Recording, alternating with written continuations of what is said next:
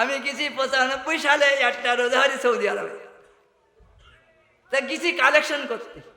মাদ্রাসা তখন 4 ক্লাস পর্যন্ত আছে, বা মুন্সি ক্লাস আর কি। তা ওখানে যে বহু আলেমা আছে, তারা যখন দেখে যে আমি এই আমার 4 ক্লাস পর্যন্ত মাদ্রাসা, ওরা যে হাসে, পাগল করে কি যা বলে বলুক, পাগলের সাথে পাগলামি করি। এখন 1 মাসের ভিসা নিয়ে গেছি, রমজানের 1 মাসের ভিসা নিয়ে গেলি। তখন মনে একটা ইয়ে আসলো, ভাই বোঝেন ভালো, কই কথা বলতেছেন যে বুঝতেছেন, কই মেতেছেন যে ওরা আমি খারাপ, এটা কোরআনের মজলিস না। আল্লাহ কিছু করলে কি আমি দোষ না, কিন্তু হাজার হাজার জেন আছে কিন্তু ডিউটি। ওরে আমারও জেন আছে, আল্লাহ আমার হাফিজ জুদির পক্ষে লাখো লাখো জেন আমার আছে। কি মনে করতেছ তোমার? মারলি, তোমার কাছে চট ছাড় দেবলি, তোমাকে একটা এতে ফেললি, আমি দোষী না, কিন্তু আদব রক্ষা করো না, চলিয়ে যাও। তোমার মতো সৌদ আমার দরকার নেই, যা বলি তাই শোনো। এখন গেছি, মনে কষ্ট নিয়ে না। এখন মনে করতেছি আমি তো আসলাম মক্কা শরীফে, তা রোজা হয়ে গেলে আমি বাড়ি যাব না, হজটা সেরে দেয়। গরিব মানুষের পোলা, গরিব মানুষের সওয়াল, আর আসতে পারি কি না পারি, তা হজটা সেরে দেয়। ভালো। এখন কুরবানি পর্যন্ত আমার হজ করতে গেলে, ওখানে থাকতে গেলে মানে বাসা ভাড়া দিতে হবে, আমার পয়সা শেষ, বাসা ভাড়া দিতে হবে, আর আমার গাড়ির পয়সা খাতেই হবে। তখন চিন্তা করি আল্লাহ কি করবো, এই কি করবো, আর এইভাবে না খেয়ে একক তো খাইয়ে এবার নাই, বাসা ভাড়া কোনো হইলো, এইবার খাওয়া টাওয়া দেয় করবার নাই, এই রুটি মুটি খাইয়ে করতাম। আর ওই সন্ধ্যেবেলা তারাবি বই দিয়ে খাতাম, আর ওই খাওয়া শেষ রাত্রি আর ইফতার আর শেষ রাত্রি খাতাম না, পয়সা অল্প পয়সা, কি করবো বাবা, ওই খাতাম। সন্ধ্যাবেলা ইফতারি করতাম, 10 মিনিট সময় দিত মক্কা শরীফের মদিনা শরীফে, ওই 10 মিনিট পরে ইফতারি করে নিয়ে যেত, ওই একটু খাতাম, খাইয়ে তারা ওই বই দিয়ে থেকে ভাত খাতাম, খাইয়ে আর শেষ রাত্রি খাতাম না। মনে করলাম ঠিক আছে, এক বেলা খাবো নাই। শেষে দেখতেছি তারাবির পরে যেতাম কালেকশন করতে, তারাবির পরে কালেকশন করতে যেতাম, নামাজ পড়ি। আমার তো দুর্বল মানুষ, সারা রাত ঘুরতে ঘুরতে আমি পারতাম না, আমি ঘুমিয়ে পড়তাম। কি করে কালেকশন করবো? 50-60 হাজার টাকা মানুষের কাছে হাওলাত করে নিয়ে গেছি, মক্কায় কালেকশন করতে যাব, এখন কি করব আমি? তা যারা আমাদের সাথে ঘোরে দেখি সব চালাক, সে জম্মের চালাক। চিটাগাং বাড়ি, নোয়াখালী বাড়ি, বাবা ইংরেজি বোঝা যায়, উর্দু বোঝা যায়, ফার্সি বুঝি, বাংলা বুঝি, কিন্তু চিটাগাঙ্গি ভাষা আমি কিছু বুঝি। আর কি বিপদে পড়েছি আল্লাহ। তখন যার বাসায় থাকি তার নাম মাওলানা মোস্তাক সাহেব, উনি বলে যে ওই মক্কা কাবা ঘাটুগঞ্জে শুধু কান্তি থাকেন, সব বুঝতেছি আপনার অবস্থা, কাবা সাহেব কান্তি থাকেন। তাই কান্তি থাকলাম, দেখি একটা মানুষ পালাম, তার নাম হলো আব্দুল জলিল সাহেব। আব্দুল জলিল বাড়ি নোয়াখালী, হযরত হাফিজ জুদুরির ভক্ত, হাফিজ জুদুরির বাড়ি নোয়াখালী। এখন লোকটা খুব ভালো মানুষ, আল্লাহওয়ালা মানুষ, আমার একটু দরম মরম করতো, সাথে করে নিয়ে যেত, আর শুধু দেখতাম বসে বসে কোরআন শরীফ পড়তো। তখন আমি চিন্তা করলাম, আল্লাহ তুমি কোরআনে বলেছো ইয়া আইয়ুহাল্লাযীনা আমানুত্তাকুল্লাহা ওয়া কুনু মা'আস সাদিকিন, যে আল্লাহওয়ালা হইতে গেলে আল্লাহওয়ালা লোকের সাথে থাকো।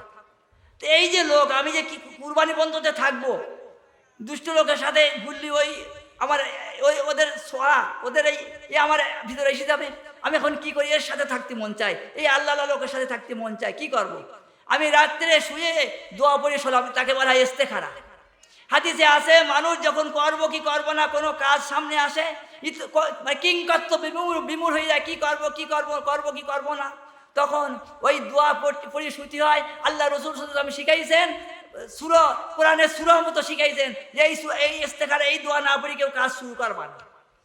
তখন আমি ওই দোয়া পড়লাম যে আল্লাহ আমি কি করি, ওই ভালো মানুষের সাথে থাকবো না ওই আব্দুল জলিল সাহেবের কাছে থাকবো? তখন স্বপ্ন দেখতেছি আব্দুল জলিল সাহেবের কাছে থাকবো। আমি বললাম, হুজুর আমি আপনার কাছে থাকবো। তো বলেন থাকেন। থাকি, আমার ডাকে দরবেশ বলি, লজ্জাও লাগে, কিছু বলতে পারি না। এই সিম্পিল দিয়েছে, সিম্পিল সাদা মেটা চলি, এই আমার দরবেশ বিল ডাকে, ঠিক আছে দরবেশ, এই রান্না চাই দেন, রান্না করতে হয়, এই দরবেশ থাল মাজেন, এই হাঁড়ি বুড়ি মাজেন, এবার পানি নিয়ে আসেন। হজের সময় জমজম পানি এই আমার রান্না বান্না করতে হতো, এসব পানি আসছিল না, জমজম পানি দিয়ে ভাত চড়াতাম, তরকারি রান্না করতাম। এইবার মাওলানা জিন্না সাহেব গেল, হজর ডাক্তারের ছোটো ভাই মোস্তফা গেলে, ও কুলতলির আবু দাউদ সাহেব গেলে, গিয়ে দেখে আমি ওইভাবে খাটতেছি, মেইনদারি করতেছি, মেইনে খাটতেছি।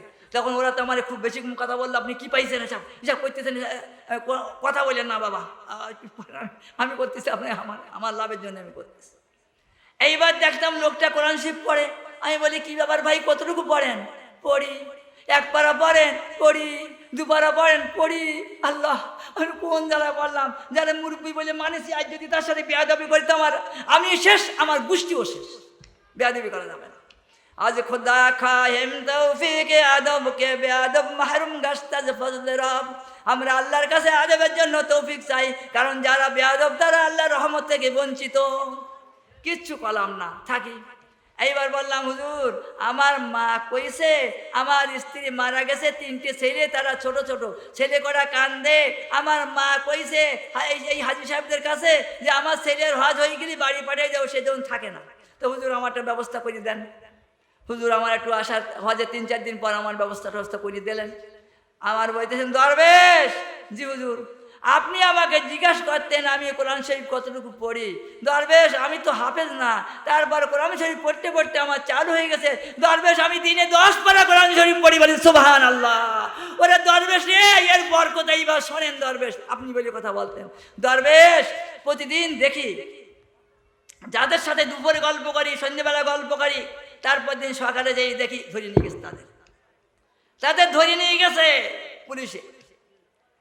একদিন দেখি আমিও বসে আছি, তা মাগরিবের নামাজের পরে আমার 5-7 হাত দূরে একটা প্লেয়ার, এই প্লেয়ারের নিচে অফিসার বসে আছে আর পুলিশ আমার পিছনে দাঁড়িয়ে আছে।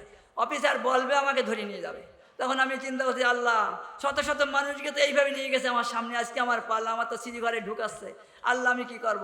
আমার গহরডাঙ্গা পীর সাহেব হুজুর আমার একটা দোয়া শিখিয়ে দিয়েছিলেন যে অজিউর রহমান, যদি কোনো সময় কোনো সংকটে পড়ে এই দোয়া পড়বা। আমি তো এইবার সাতক্ষীরা জেলার ওলামাদের, কেন বাংলাদেশে ওলামাদের ডাকছিলাম, যদি তোরা শিখতে চাস সেই দোয়া শিখে যায়। ওই কিছু সংখ্যক আইসুল আর তো আসেনি, যাক আমি এইবার এই দোয়াটা পড়লাম। পুলিশ অফিসার আর পুলিশ আমার দেখলো, পুলিশ অফিসার এইরকম ভাবে হাতে করে চলে যা, সব পুলিশটা চলে গেল, আলহামদুলিল্লাহ আমার বাসা। আচ্ছা এইবার শোনেন, দরবেশ আমার সেই আমার আব্দুল জলিল সাহেব বলতে, দরবেশ, এই কোরআনের বরকতে আমি গাড়িতে থাকি, যেখানে বসে থাকি, পুলিশ আসে দল সমেত গড়িয়ে তাদেরকে ধরে নিয়ে কারাগারে দিয়ে দেয়। আমার দিকে তাদেরকে আমারে ছেড়ে দেয়, কিচ্ছু আমার দিকে তাকায়ও না। কোরআনের বরকত, সুবহানাল্লাহ। সেই কোরআন আমরা ছেড়ে দিচ্ছি। ও মমতাজ থে আপনে জমানে মে হামিল কোরআন বনকার, হাম জলিলো খার হয়ে তারেক কোরআন বনকার। কবি ইকবাল বলেন, সাহাবা তাবিন তাবে তাবিন কোরআনকে পড়ে তারা জমানার নেতা হয়েছে, সমস্ত দুনিয়া তাদের পদতলে লুণ্ঠিত হয়েছে। খাজা মঈনুদ্দিন চিশতি রহমতুল্লাহর কাছে 90 লক্ষ মানুষ মুসলমান হয়েছে। যখন রাজা পৃথ্বীরাজ বলছে যে এখানে মুসলমান এখানে থাকতে পাবে না, মুসলমান ফকির থাকতে পাবে, দাও তাড়িয়ে দাও। উনি 1 ঘটি পানি আনতে বলছে ওই আনাসাগরের থেকে।